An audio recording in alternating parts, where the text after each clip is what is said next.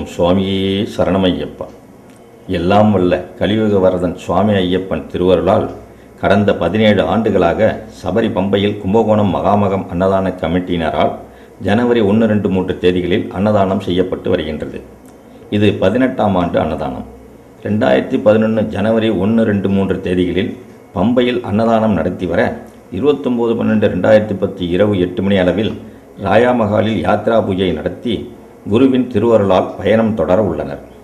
சுமார் 2000 கிலோ அரிசி, 300 கிலோ ரவா மற்றும் மளிகை வகையரா, விறகு 3 டன், பாத்திரங்கள், காய்கறிகள் என அனைத்தையும் லாரியில் ஏற்றிக்கொண்டு 2 வேன்களில் சுமார் 55 பக்தர்களுடன் வாகனம் புறப்பட உள்ளது.